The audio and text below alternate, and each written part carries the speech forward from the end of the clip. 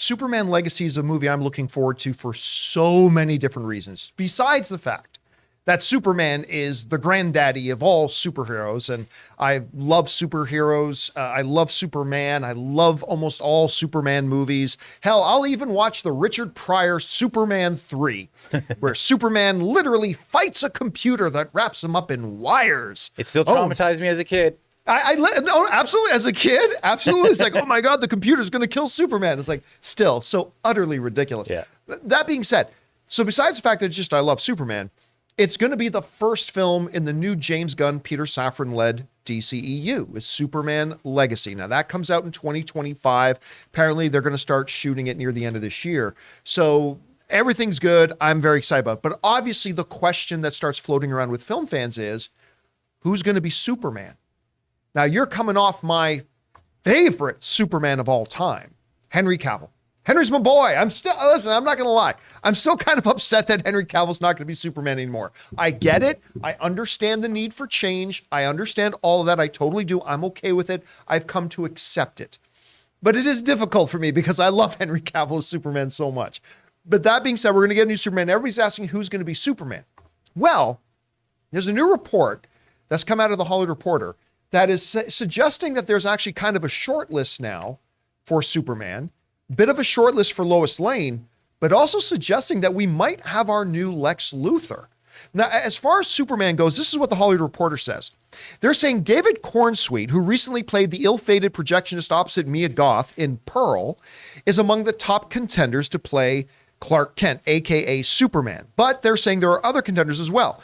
Jacob Elordi, I hope I'm pronouncing that right, the sought-after star who broke out as the resident villain on HBO's series Euphoria. That's another guy named, but also Tom Brittany and actor Andrew Richardson are also names that are early in the mix. As far as Lois Lane goes, they've got a few names up there. Emma McKay is up there, a few others, but here's the one that really gets my attention here. Samara Weaving. I love her. Now, like most of you, I kind of first, what was the name of that little horror movie she did where they ended up killing everybody? Like they brought her to marry their son and she was meant to be a human sacrifice. It was just out like a year ago. I can't remember the name of it now. But Samara Weaving, which everybody thought when they saw the trailers and the poster for that movie, everybody thought that she was Barbie.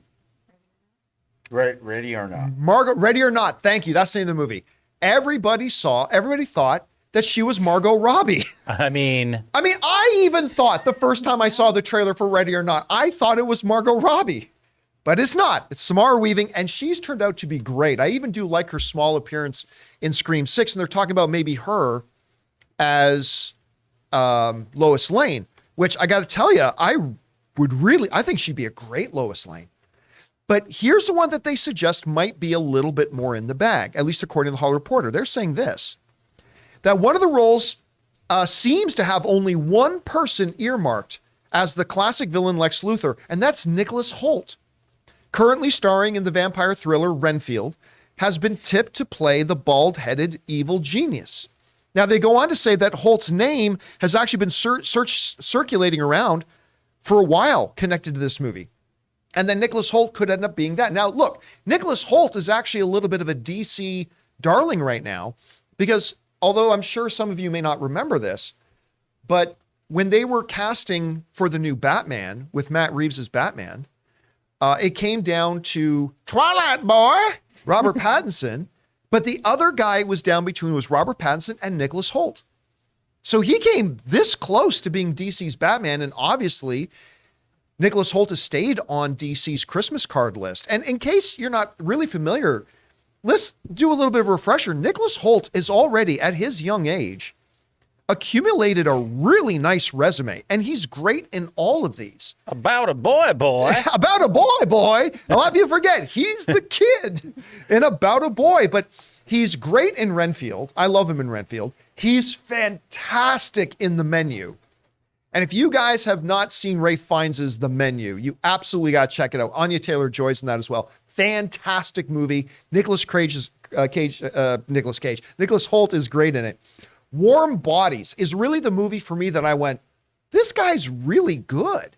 If you haven't seen it, it's kind of a romance zombie movie. But if you haven't seen Warm Bodies, I highly recommend it. It's great. And of course, he played Hank McCoy in a couple of X-Men movies, including X-Men Days of Future Past and X-Men First Class. He was in Tolkien, which I think is a highly underrated movie. I mean, it didn't get the best reviews and everything, but I actually thought the movie was quite solid. Mad Max Fury Road is where a lot of people got excited about him. Of course, he was the kid in About a Boy. He's got a terrific resume. He's an absolutely fantastic actor.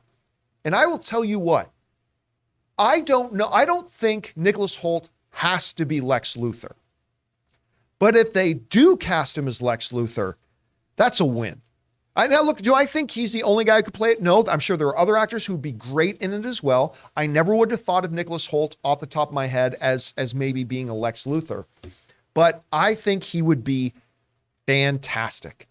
So much so that normally I would say that you got to get your lead character first, and then you cast around the lead character, right? Like you get your lead, and then once you've got your lead, in this case, Superman, then you start screen testing other actors for other roles and screen test them with your Superman actor to make sure that the chemistry is good.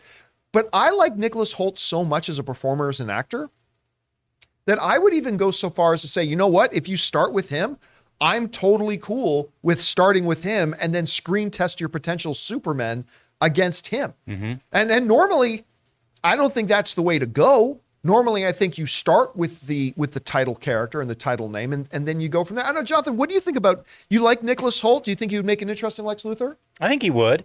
I'm getting like these echoes of our last rendition of Lex Luthor, and I love. Why am I drawing a blank on the last Lex Luthor, the actor? Jesse Eisenberg. Jesse Eisenberg, great right. actor, and I love his work, but the direction I just felt was like a little strange. So I'm kind of ready for someone in that same age group, because I liked where they were going with that, but just not as like kooky.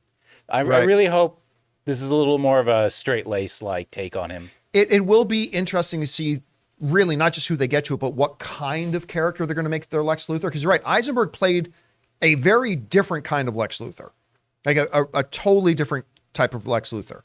I mean, they wanted Brian from Breaking Bad.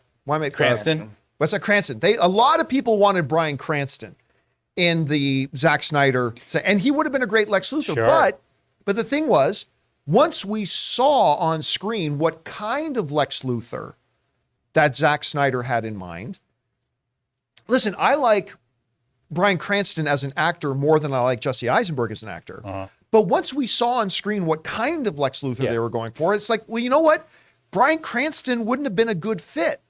Jesse Eisenberg actually worked better for that, and because that's the way it was written. So it's going to be really interesting to see what kind of Lex Luthor they have written up for James Gunn's Superman Legacy coming out in 2025. Guys, question is for you.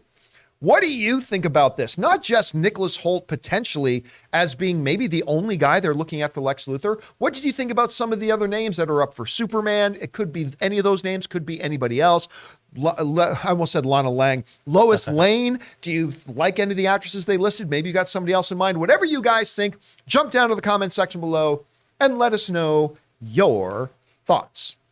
Guys, we want to take a second to thank a sponsor of this video, ExpressVPN. Guys, it is 2023, and online privacy and security has never been more important. You see, every device, phones, computers, tablets, has a unique IP address, which is like an internet phone number and reveals personal information about you. It's super simple for somebody online who knows what they're doing to find your IP address. If you've ever clicked on a sketchy link or opened an email from somebody you don't know, your IP address could become exposed. Now that's where ExpressVPN has your back. ExpressVPN is an app that hides your real IP address and replaces it with a dummy one, keeping you safe and private. And you don't have to be some kind of techie to use a VPN. Guys, it is so easy to use. Just download the ExpressVPN app on your phone or computer, tap one button to turn it on, and you're protected. And if you like your streaming entertainment, here's the coolest part. They let you choose what country you want your IP address to look like it's coming from. This is incredibly useful because services like Netflix and Disney Plus give you different shows depending on what country you're in. So secure your family's online activity and unlock tons of new shows by visiting expressvpn.com expressvpn.com/Campea. Use my link and you can get 3 extra months free. That's expressvpn.com/Campea. Go to expressvpn.com/Campea to learn more. Hey guys, thanks for checking out our video. Make sure you like and subscribe to our channel here. And also, if you want to hear our full daily show, go and subscribe to our podcast, the John Campea Show podcast on Spotify, Apple Podcasts, or your favorite podcasting app of choice.